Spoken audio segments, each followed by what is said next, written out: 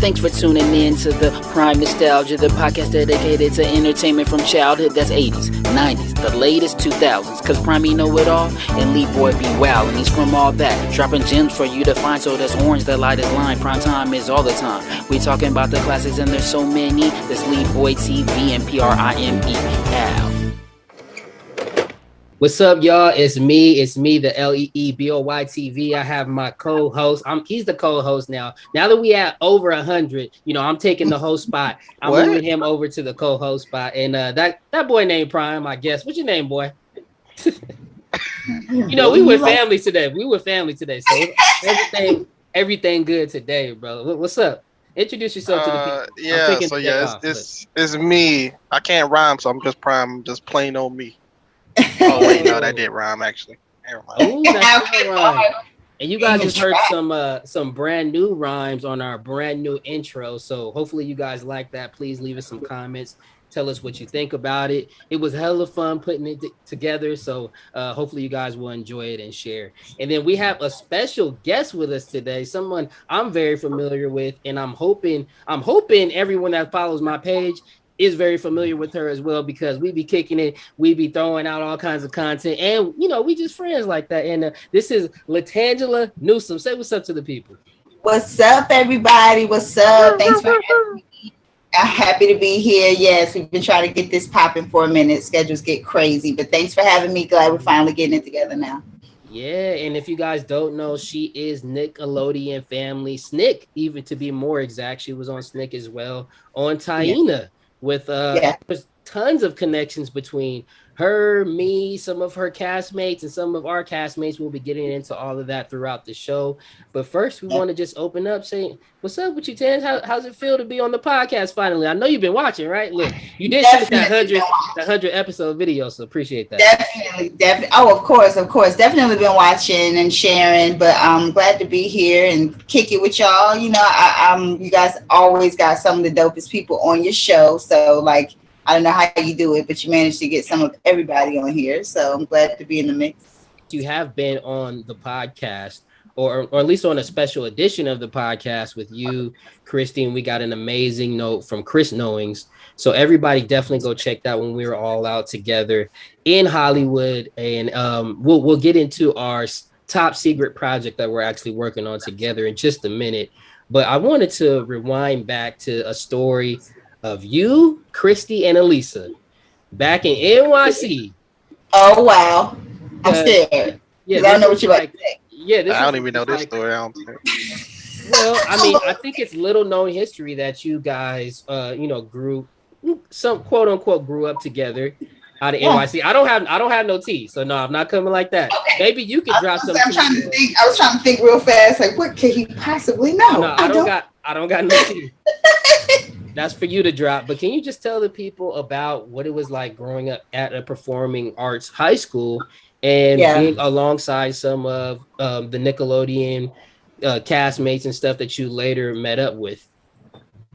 Man, it's so funny that you said it, because I'm actually in my disheveled office right now. So I'm moving some stuff around, and I came across some plaques that I went to performing arts school, like you said, in New York City, and it was called Professional Performing Arts School. It's not to be confused with LaGuardia, which is the one that's more famous than us. They're down the street. They were our, friendly rival school. A couple of real fights happened after school too, I ain't gonna lie. But no, it was they were a bigger school, but they were much more strict. Like while you were in school, they didn't want to release you for actual work and audition. So it was when you get done studying, you got time for that. But in my school, they factor your work on set. They're like, that's what you're here for. Go work. So I loved my school. It was super small, but yeah, they gave out plaques.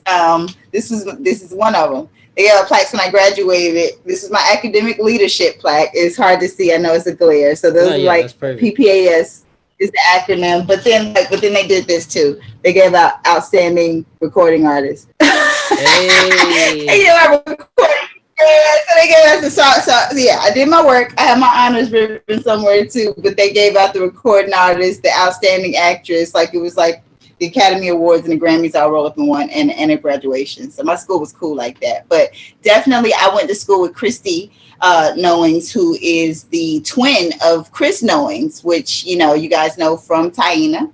You know him from Crooklyn as well, and he's on Sesame Street currently, but that's her twin brother. And so it's crazy how, you know, Chris was always a nerd, so he was somewhere at Brooklyn Tech while we were at Performing Arts High School. But I went to school with Christy and Elisa Reyes as well.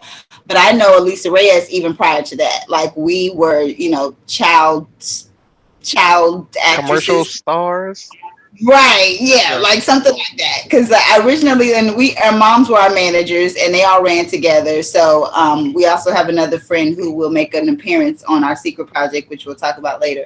But her name was Lena Carwell, and she was on a show called Passion. So we all were actually together. Our moms were together. We knew each other as well prior to going to Performing Arts, and yeah, we were little people in the business running together, and me and Elisa did a few music videos together. So if you guys go to my page at @IAM_LaTangela on Instagram, you can see it on one of my reels, a clip of that video, which is Subway, I Can Make Your Dreams Come True. You guys can watch it on YouTube also. But we also did Deborah Cox's video, Where Do We Go From Here? We did that one together. So yeah, so we all grew up together. We were real tight, and we were basically like family. So yeah, we go way back, even way before Nickelodeon. Dope. And I always like to hear those stories about people reconnecting, the small circles that get reconnected. You know what I'm saying? Full circle moments, the whole circle of life, all of that stuff. So, and it's so weird how that happens, because I'll listen to a lot of like documentaries from like other celebrities, actors, singers, whatever, and it's so crazy how they all have stories of, yeah, we knew each other back in the day, we were roommates, and I'm like, how does that happen? You know, it's just like, I don't know, it's just the energy, I guess, that draws people together. Did you see Kid 90? So you talk about documentaries. Oh yes, I did. Right after that Clubhouse we did, you know, yes, definitely. You guys got to jump on our Clubhouse on Thursdays for Throwback Thursday. But we were talking about Kid 90, and everybody was like, you got to see it. So I watched it immediately, and yes, I was not disappointed. That was crazy. Yeah. A lot of circles, a whole lot of connections in that one. That I'm scared of. Hopefully we don't have them kind of connections. Look. No. We don't need that. Sit down, devil. Not here. Right. We won't be doing that. But it was very interesting, and it's crazy how what's her name? Moon? Soleil Moon. Soleil Moon, yeah, how she just captured all that, you know. Absolutely. So you kind of alluded to your recording artist career and getting that plaque in high school. What are some of the connections people will be surprised to hear about in the music industry that you made? Because I know that voice is taking you to some places where people like, hey, we got to get this girl in the studio. So what type of people have you met in the recording space? Oh, man. Honestly, to be honest, I was actually like, I was living overseas. My dad, I'm a military brat, but he was retired. So we were actually I've lived in Turkey and Saudi Arabia. I was born in Germany, but we were living in Saudi Arabia at the time that me and my mom were like, look, we can't even drive. Can we go to New York? Because I always had the bug to be in the industry. I started off in pageants when I was real young, and my mom was a performer. So I moved to New York. I was turning 13. I was 12, but I was getting ready to turn 13 when I moved to New York. But so my intent was to get, really go hard with the acting, because a manager actually asked me to move to New York from a seminar that I went to, which is another story. But I had signed with Abrams right away, and thought that was my path until I got into the music, and the music actually had me more busy than the acting for a good amount of time. So I was in the studio with I ended up going in the studio with Deborah Cox. I did something with Father MC, and I was in the studio. I remember being in the studio with Lauren's People and hearing her album. She actually wasn't there that Lauryn night. Hill? Wait, Lauryn Hill? Yeah. Yes, Lauryn Hill. I heard Miseducation before all of y'all. I swear I did. You're very educated on that one. Yes, and in high school, like I went to high school, what we call Hell's Kitchen. Alicia Keys, I also went to high school with her. We were all Sean Nelson, who you guys know from The Wood. We were all, in high school together. But right a couple of blocks down from our school were all the record labels and what they call the Polygram building. And so all the labels were in there, and not all of them, but a good majority of them. And to this day, he actually called me the other day and damn near cussed me out. His name is Andrew Dice Randani. You guys can Google him. But he is been in the game forever. He's a vet, and he was instrumental. He's Andre Harrell's right hand man. And he called my mom like, yeah, I got our daughter over here. You know, she's at the office. She's over here kicking it with me or whatever. But in that office, I saw some of everybody. Like I heard India Ari's album before it came out. She used to be up there all the time. Carl Thomas. Actually, I'll be sure he's another of mine in the game. He used to be an A&R up there as well, so he'd be there all the time. Man, it's the names go on and on because you just never know who would come in the building, who you kick it with, and all the different events. But I actually recorded with Deborah Cox. She actually did some laid down some vocals for me and produced me in the studio. Song was fire.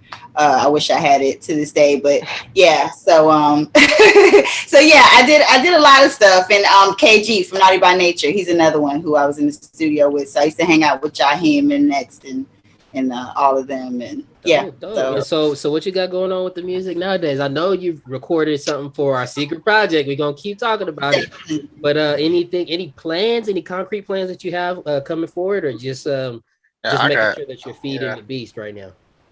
I'm actually open to it. I don't know. I'm open to what's going to come. I can't say that I'm necessarily working on an album currently right now, or, you know, setting up for a tour or anything. But if someone approached me, if there was some collaborations, even some movie soundtrack projects, I'm just kind of one of those people that I just get the urge to sing sometimes. I get the urge to write.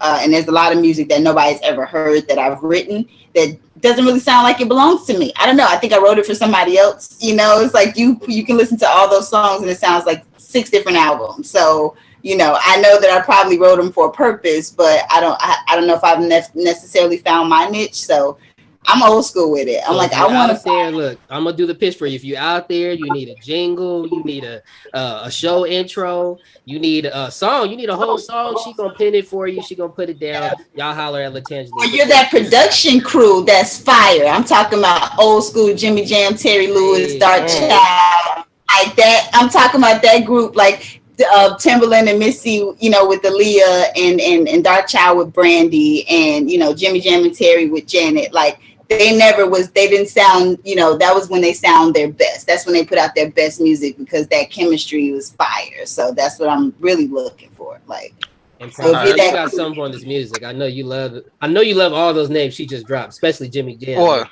yeah, of course. As soon as Jimmy Jam. I got a quick question. Because you mentioned soundtrack. Would you rather have a big song on the soundtrack in a TV movie, or a small role, a two stanza verse in a song worldwide in a major movie? So, okay, so would I rather have a verse on a major song on a huge, you know, magnificent, huge? Yes, but it's like you only say like 2 words in the song versus having your whole song played doing like a Lifetime movie. I think I would probably rather have those 2 words on that big song, only because of that networking value. That relationships, you know, those relationships I made in that studio, or whoever produced that song, is gonna go a long way. And, you know, just to be able to say you're on an iconic song is nothing like that. Yeah, just I was on there. They can figure out how much. Look, you ain't got. I'm talking about spill the you beans. were one We Are the World. You did that. Oh, yeah. Oh my god. I would have. Hey, look, if they put me on there, I would have been like, yeah, I sang the whole song. Look, everybody was in there, about 100 people. Right, exactly, 1,000 people and you, but I was on there. So you've been all over the world, literally pursuing this acting and music game. What is the best city that you would want, if you could do it for your kids, or if you could recommend to someone else? What city would you tell them to do it from? Because I know you've been in LA, you've been in New York, you're in Atlanta now, which is a great entertainment hub, and you've been overseas. If you could recommend to someone, what was your favorite and why? I think definitely the times have changed. So in terms of like my favorite and what's beneficial now, especially with the kid coming up in the game, I think Atlanta is the perfect place for that, because it's so much going on here, but you have that balance of regular life, of space, parks, grass, and just like regular people, regular food. You know, you have that balance of Hollywood or entertainment, I should say, and just a regular kind of life, you know, grounded. Affordable housing, stuff like that. Somewhat affordable housing, exactly. It's not going up out there too. It's going up in Atlanta. It is, but it's still nowhere near comparable to New York or LA. Right. And I love New York just because it's kind of like second home to me. So sorry, lost the earring. It's like second home to me, and I learned so much hustle wise in New York, and you know, it's a different type of energy. It puts the fire under you and gives you like a thicker skin, I think. And the people are they real with it. You know, people think New Yorkers are rude, but they just gonna tell you to your face. And so if they don't like you, you're gonna know. There's no two ways about it, pretty much, for the most part. So I appreciate that. Just tell me. But so it grounded me. It taught me a lot. And LA was fun too. But when I went to LA, I was already working. And after I wasn't working, it was still, you know, difficult, but I was fresh off of the show. So I still, you know, did okay when I was in LA. You know, I enjoyed the sunshine, but it is expensive. And so that's why a lot of people are moving from LA and New York to Atlanta. Atlanta's getting crowded. The traffic is stupid. I could do without that. It's getting, you know, like LA with that. But yeah, so I think my favorite place, I'm partial to New York just because, you know, but my roots are Southern. So I like the space. I like the greenery that I can get in Atlanta. So it gives me that balance. And I promise to the audience, we're going to get to Taina and Nickelodeon. So we'll definitely have a huge segment for that. But you brought up the hustling and your hustle spirit, and that was definitely on display when you pulled up on Shark Tank and got you a deal from hey, you got you a deal with a damn prototype, and that'll never happen. I was like, oh, you did the damn thing on there. Just to talk about, well, one, I know you give classes and you help people actually get their pitch together and make it possible for them to get on the show. Just talk about that process of like even having the courage to get up there and you know, where that came from, because I'm telling you, that's the hood entrepreneur's dream. Can we get up there on Shark Tank and just pitch our favorite thing in the world? And like, you did it though.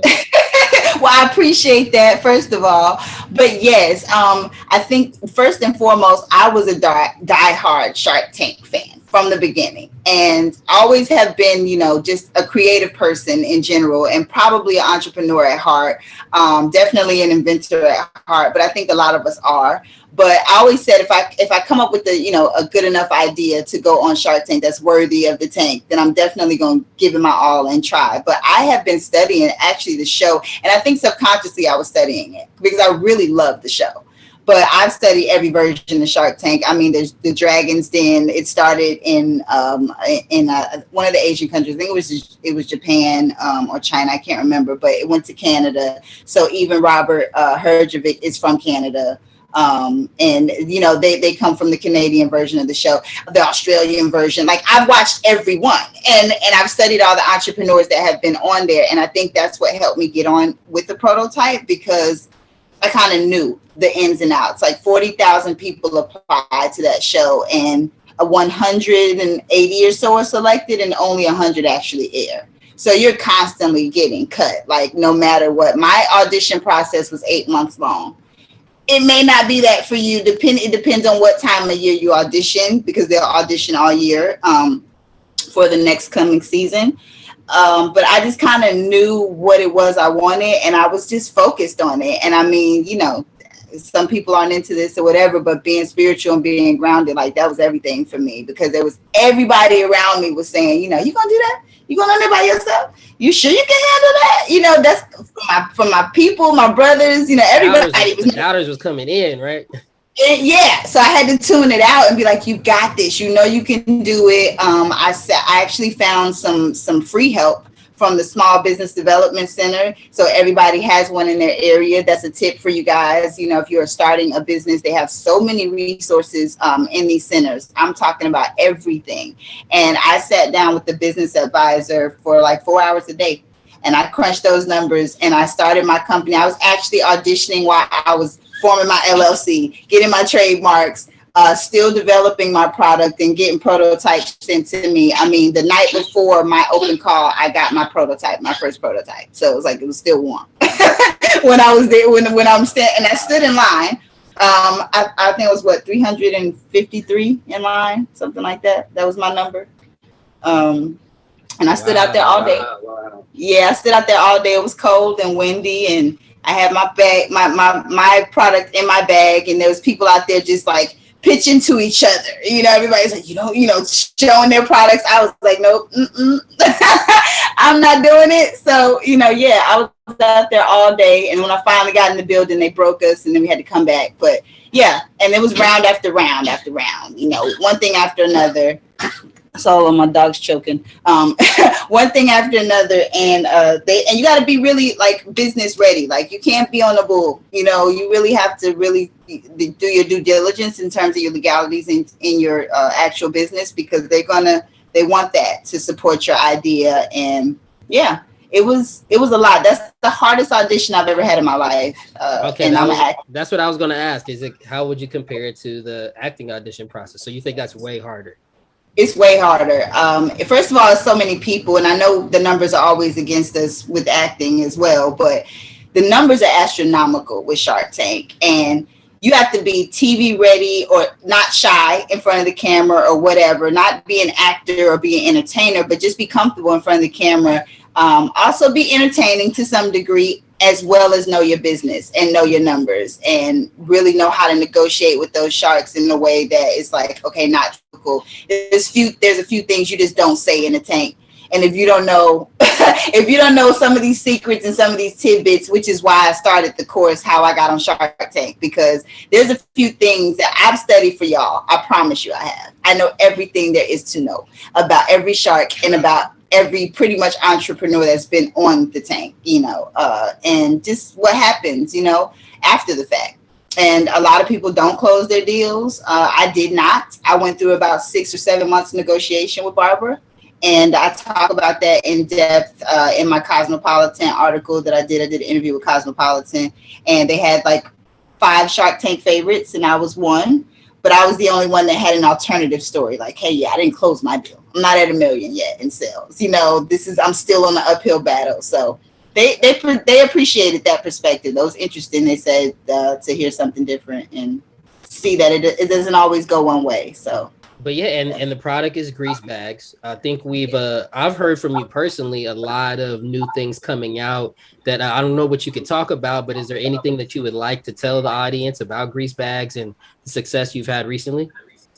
There's a few things on the rise that we're, kind of got our fingers crossed about and waiting for the ink to dry on a few other things. But what you can know is you can always get it at Amazon. We are part of the Amazon's Accelerated Black Business Program. We were actually the first in that program. We were the guinea pig for that pilot program.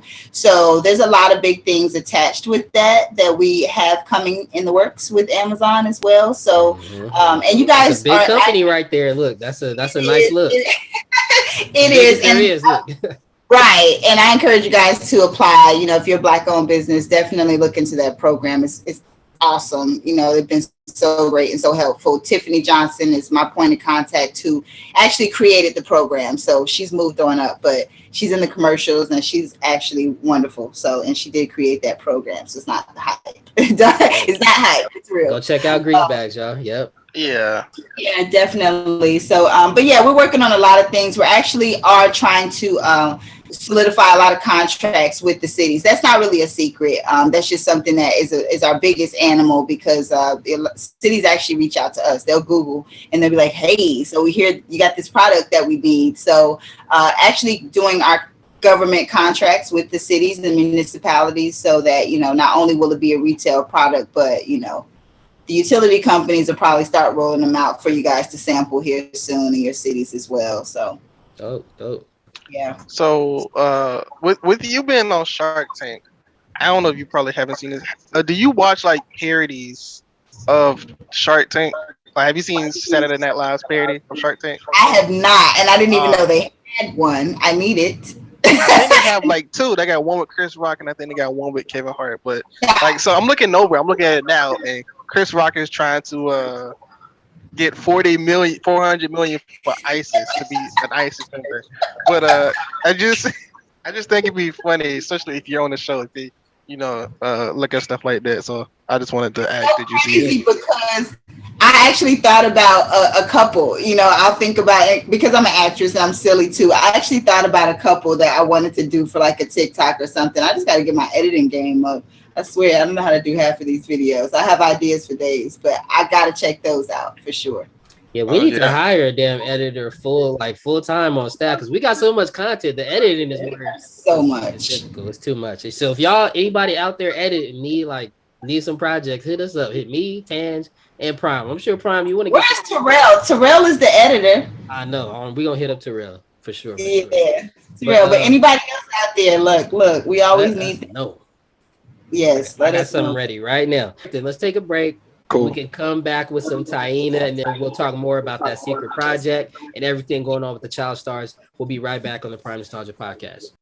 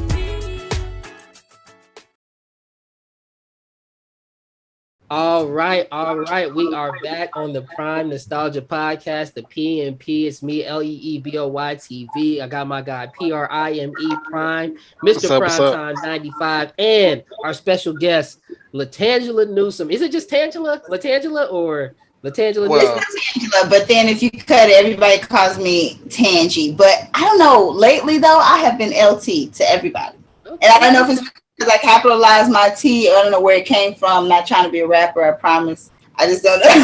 He's like LT. Brian calls me LT now. He doesn't. That's my business partner, y'all. He doesn't call me by my name anymore. I'm typing in Tange all the time on my phone trying to look for a mess. I'm like, it is not saved in here as Tange. God damn, but I'm gonna have to change that. But, yeah, I think it's time to get into this goddamn Maritza because this is what I'm sure people hit you up every day about this iconic character that you played. Yes. Some of the best scenes and best singing, hilarious, content that we'll find on Nickelodeon. So dope to you and kudos to you for being a part of that. What is the number one skit or piece of content that people hit you up about and tag you in? It has to be the Johnny Bo scene. That is, I think, Maritza's most iconic scene. That, along with her laugh and the tagline, the Taina, the high pitched Taina tagline. But as far as scenes, that Johnny Bo scene is kind of one of the most classic. And when 3LW was there too, Blue Mascara also. Yeah, for sure. Dope. Yeah, I always see that laugh, and definitely the Taina, like you said, the Taina voice. Can you give it to us just once, please?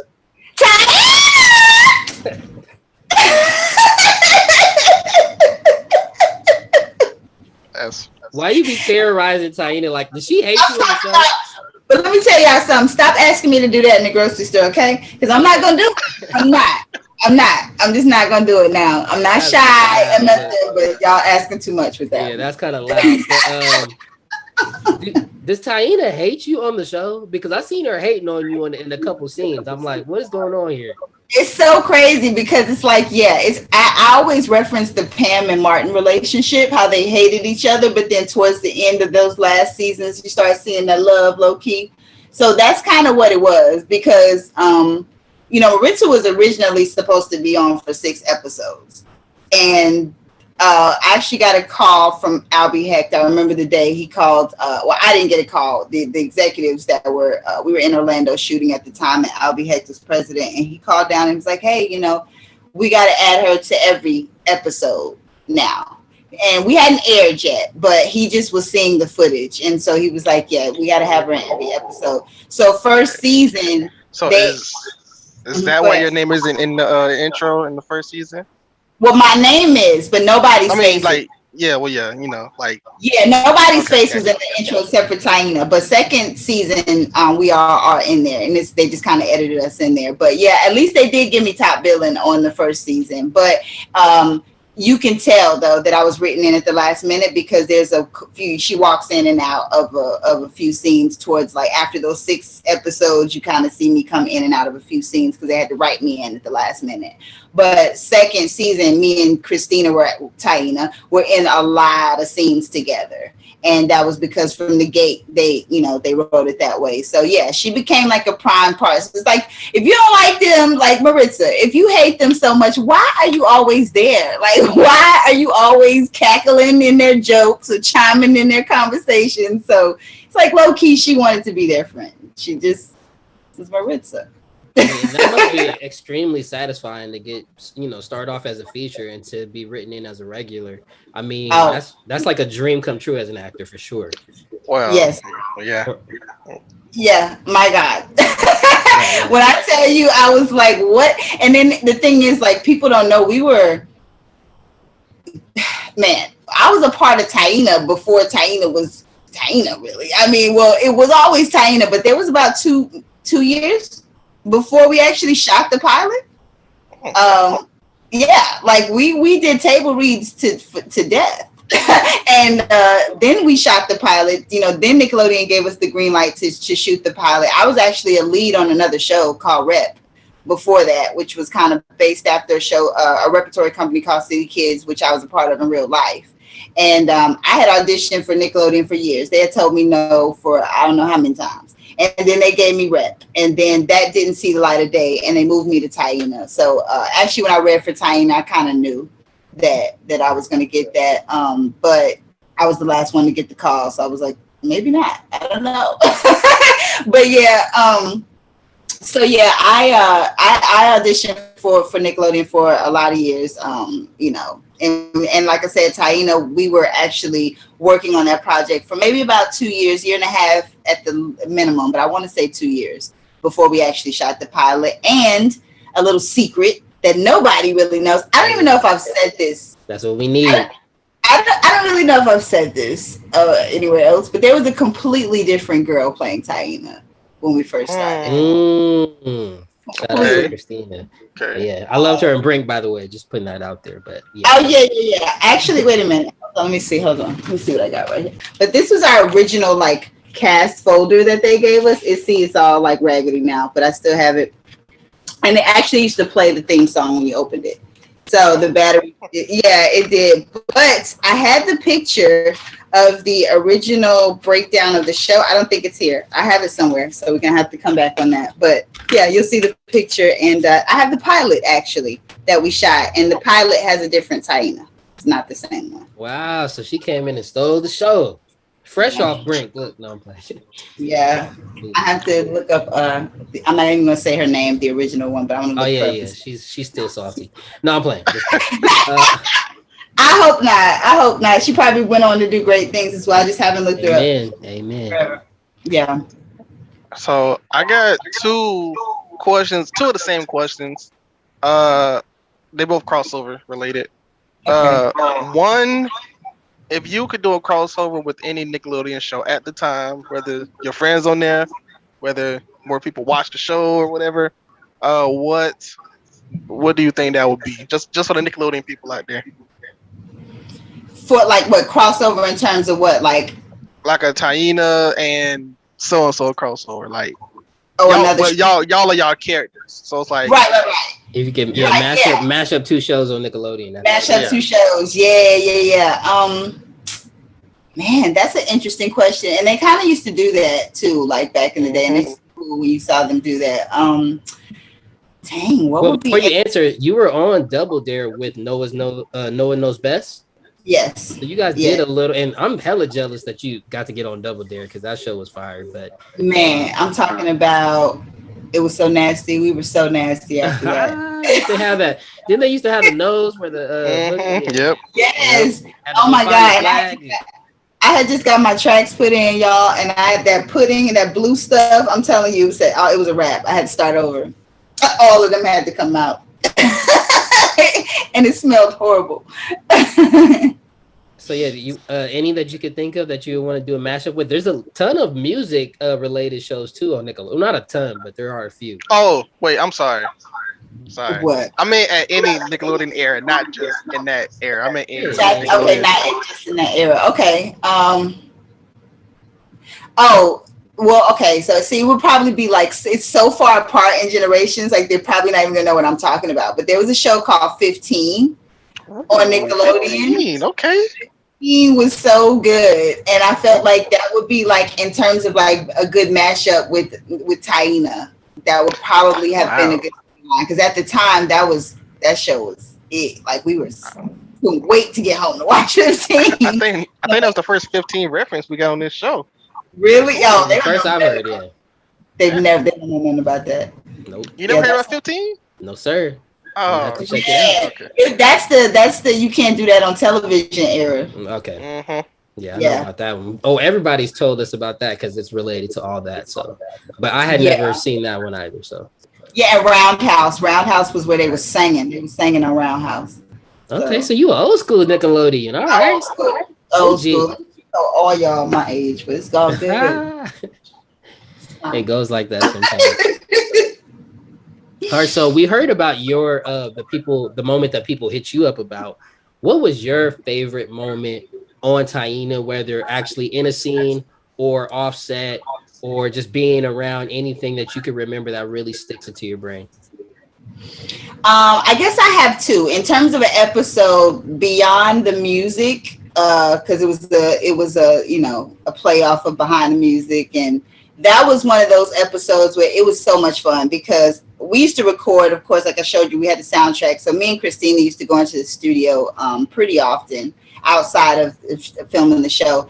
But that was the one time when me, her, and Kalia, all the girls were in the studio in New York together. We were in like Studio 50, the Hit Factory. The Hit Factory is where and we were all like upset that song did not. Oh no, she didn't. Should have been on the soundtrack. Like everybody loved that song, but recording it was so much fun. Shout out to Chuck Giscombe, who was our music producer, and he used to come up with all the hits.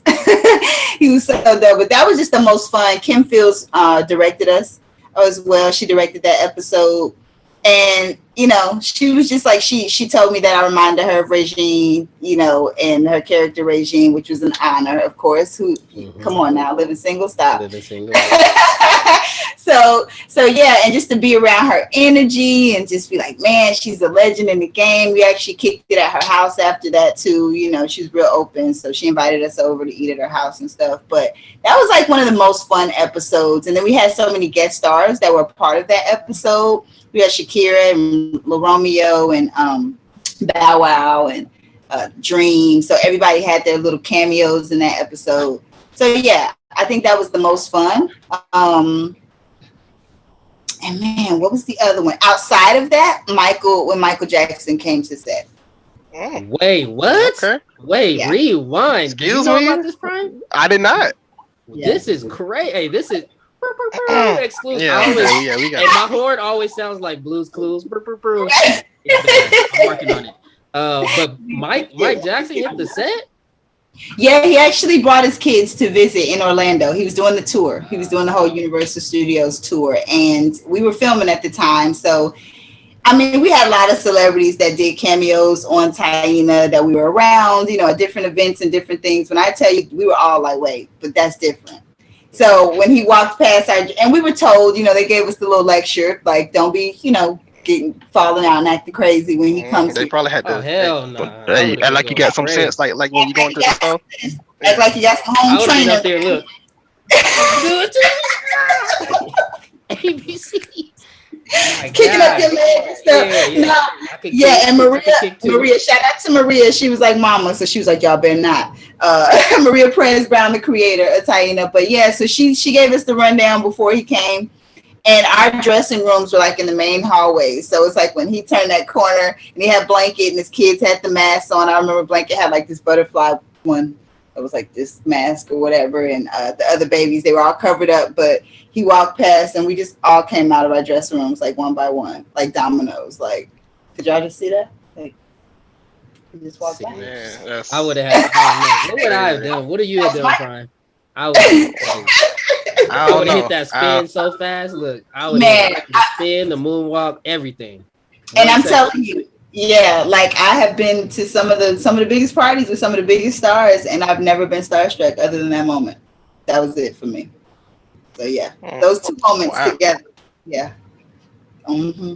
And it's just so crazy how much we have, all the experiences that we've been able to compile as child stars, and that actually leads into our secret project that we got going on. Jesus. What's up? You got something? That was I'm just talking about the segue was I see what you did. It was good, yeah. I mean, it was good. It was good. When Michael Jackson, she got the 3LW story, and and then we have this Child Star project that we're working on with me, you, and a bunch of other Nickelodeon stars and people off Nickelodeon. It's Angelique's gonna be on there, Christy. Also Jermaine Williams from Disney Channel and other places from everywhere, actually. Marquise Wilson, that was on Hanging with Mr. Cooper. Am I missing any names? Did I say Angelique, Christy? Giovanni Samuels, also from all that on Nickelodeon, and friends. And we got other people that are going to be funneling in, and just tell people about how it's been getting together, us child stars, and talking about some of these moments, because we relate to each other on so many different levels. Yeah, I always say it's kind of like a fraternity or sorority or club or whatever you want to call it in a way. It's just nobody understands us the way we do. Nobody understands the struggles that we've been through. And so even when it's been some years in between time that we've seen each other or communicated, it's always this connection, because it's just difficult being us sometimes. Like it is, and even with Taina, we were on for 2 seasons, but they were iconic seasons.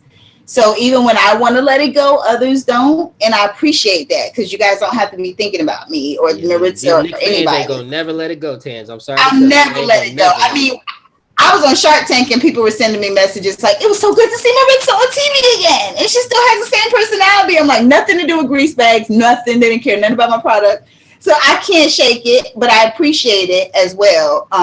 But it makes it difficult sometimes because we're in between 2 worlds. And so keeping ourselves busy, keeping ourselves fed, keeping money in the bank, all of that stuff are things that we, will address and that we are addressing in this secret project, amongst other things.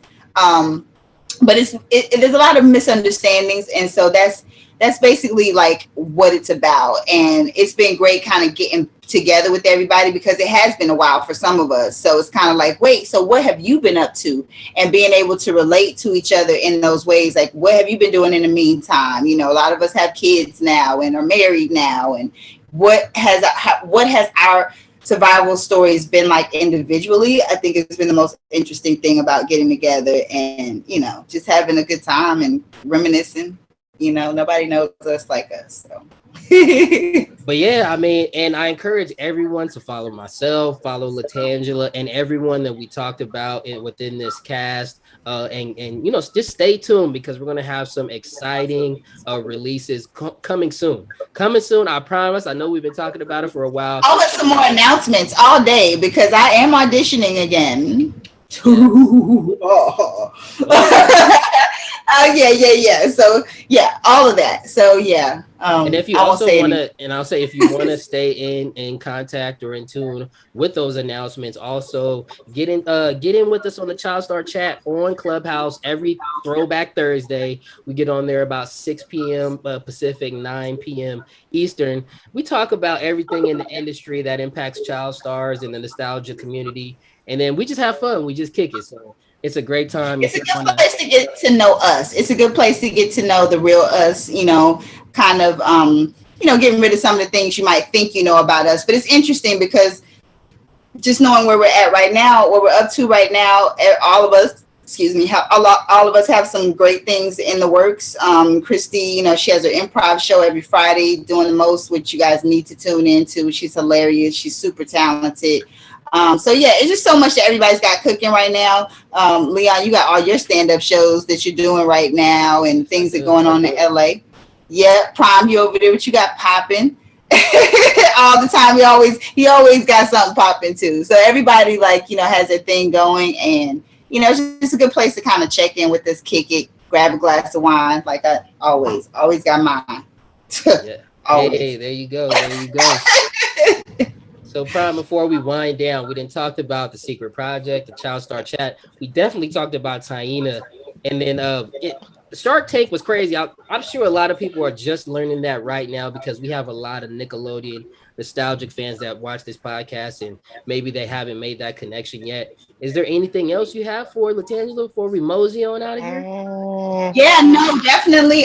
If you guys have been following me throughout the years, which a lot of my diehard fans have been doing, but if you guys know, I have a children's book out as well. If you guys have, some young kids out there, it's an anti-cyberbullying children's book. It's actually kind of it's a non-scary way to teach your children about cyber safety, and it is a series. So I've toured some schools with that, and kids seem to love it. So you guys can get that on Amazon. Like we said, greasebags.com. You can always check it, grab it from there. Read more about the product on there as well, but you can also grab yours on Amazon. Everybody likes to shop on Prime. And how I got on sharktank.com. That's another website of mine. If you are interested in any pitch coaching, you're going out for the show, trying to formulate your business, just trying to get started, one-on-one coaching sessions, webinars, all that stuff is available on there. So you can reach out to me with that. And then we got our secret project. So make sure you follow us on everything social. I am _LaTangela, LaTangela Newsome on Facebook, and also LaTangela Newsome on YouTube. So yeah. And I might as well just go ahead with on YouTube. Yeah, I might as well just go ahead with my stuff, right? Might as well just get into our social picture. Yes. And you can catch me at Leeboy TV on pretty much all platforms, LeeboyTV.com. I got some comedy shows coming out in LA. Make sure you stay in tune with me. We just had Sling Johnson. It was amazing turnout, big fun. And then also, we got this secret project going on. I'm producing something with Christy. I'm producing something with this battle rapper. Just stay in tune, because we're going to have some announcements coming soon, y'all. So just stay in tune with Leeboy TV. Yeah, it's like the purge right now, but in a good way. Right. And then, we're purging on that talent right now. Tell them about the 100th episode we just had in this new intro. Yeah, so we just had our one. First of all, Instagram sucks, all right? We're trying to upload this video to Instagram. Instagram don't want to take it, but keep it pushing, other than that, we can do it. Yeah. All right. Other than that, 100th episode was cool. Thank you to everybody that sent in their videos. Mm-hmm. Yeah, we got a lot of stuff. Follow me, follow everybody over here, of course. KBNG Primetime, and follow the pod. That's all I got to say. I'm just here, like always. Make sure you do some interesting stuff, because Christy does readings on top of doing improv. So she did my reading on live on YouTube for my birthday. And she's so on point. She's scary. So not in a good way though. So I'm gonna actually do an update with her on my YouTube channel to kind of tell you guys how everything's starting to manifest that she predicted. So you guys can always send her a DM. I have to plug my girl because she's dope. So I gotta tell everybody about it. And that's Nick Fam, man. So on that note, as always, a Nickelodeon family reunion around here. Tanges fam, of course, me and Prime, we like basically brothers now. So thank you guys for tuning in to this episode of the Prime Nostalgia Podcast. And before we get out of here, What's that prime? Prime time is all the time. Hey, that's what I'm waiting to hear. Hey. Peace, y'all. Prime Nostalgia. Thanks for tuning in to the Prime Nostalgia, the podcast dedicated to entertainment from childhood that's 80s, 90s, the latest 2000s, cause Prime know it all, and Leeboy be wild, and he's from all that, dropping gems for you to find, so that's orange, the lightest line, prime time is all the time. We talking about the classics and there's so many, that's Leeboy TV and PRIME. Ow.